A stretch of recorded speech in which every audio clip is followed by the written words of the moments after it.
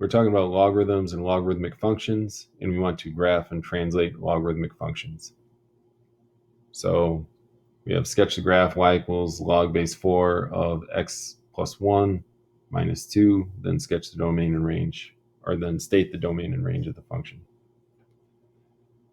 So I don't want to mess around with the plus 1 or the minus 2 right now. I just want to focus on the log. So we can write it as y equals log base 4 of x. And then to help us out and kind of see it a little better, we can write it in exponential form. And the base is the same, so 4 raised to the y power is equal to x. And so then we can use the y value to figure out what the x is going to be. So 4 to the negative 1 is equal to 1/4. So y is negative 1, x is 1/4. Then we can say a good point to pick is 0. 4 to the 0 is 1. 4 to the 1 is 4. And we'll say 4 squared is equal to 16. And so we can plot these points here. So 1/4. So if I go over 1/4, but we're counting by 3, so I'm not going over very far, down 1. So 1/4, 1 is right there. 1, 0 is right there. 4 is a little bit past 3, and 1 is right there. And 16, 2 is a little bit past. So we can see that we have a logarithmic function. 16.2 should be up here. We should have a logarithmic function that looks like that. Okay. Now we have to take into account the plus 1 in the minus 2. So what the plus 1 says is everything in the x direction, we're actually going to subtract 1. So we'll say all the x values minus 1. And then this at the end says all the y values minus 2. And those will be our new coordinates. So basically we took the basic log function base 4, and then we're going to translate it to come up with our new function. So 1/4 minus 1 is negative 3/4. And negative 1 minus 2 is negative 3. 1 minus 1 is 0. 0 minus 2 is minus 2. 4 minus 1 is 3. 1 minus 2 is negative 1. And 16 minus 1 is 15.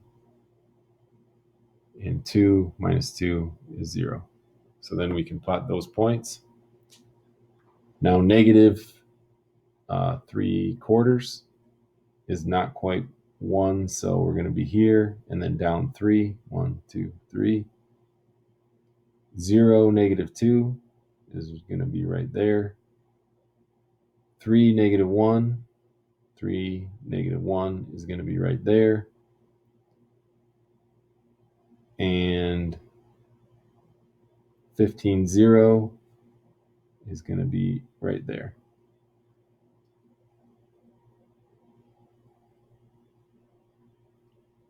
This one should be over a little bit more.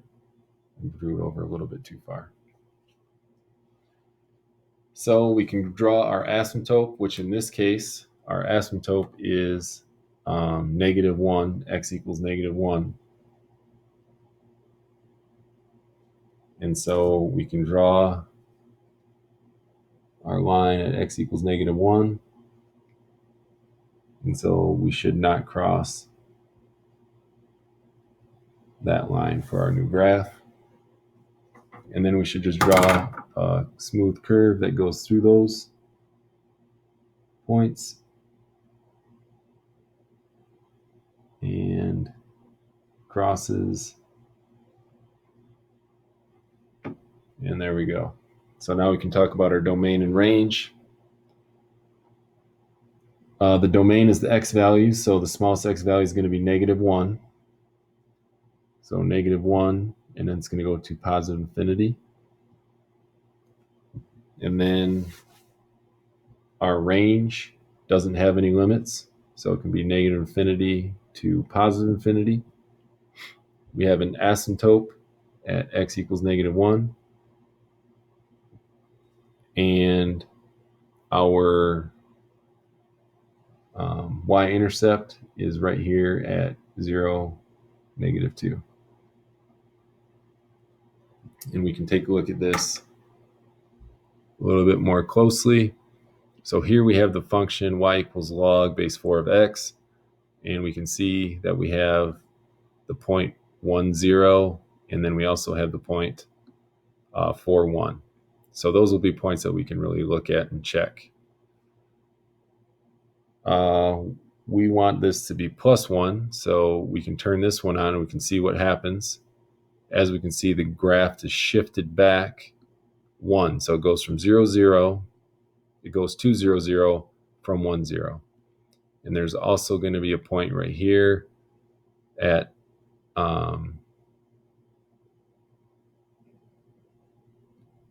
we had the point 4, 1, which is right there. And then we have the point that's going to be close to 3, 3, 1. Right there, 3, 1. And then when we have, so basically the whole graph has been shifted to the left 1 value.